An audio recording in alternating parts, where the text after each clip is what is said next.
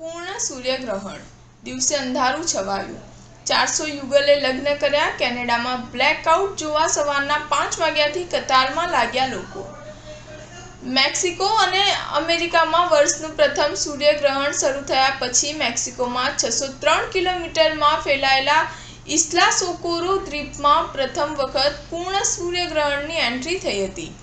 અહીં સંપૂર્ણ અંધકાર છવાયો હતો।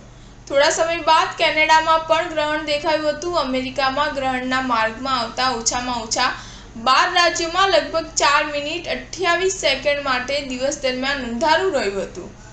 તે જ સમયે 54 દેશોમાં આંશિક સૂર્યગ્રહણ જોવા મળ્યું છે।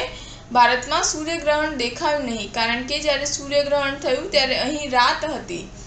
અમેરિકાના ચાકટો સમુદાયની મહિલાઓએ ગ્રહણ દરમિયાન ઘરમાંથી બહાર નીકળીને વાસણો ખખડાવ્યા।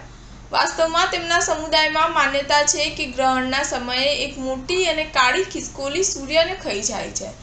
લોકો ખિસકોલીને ભગાડવા માટે વાસણો વગાડીને અવાજ કરે છે।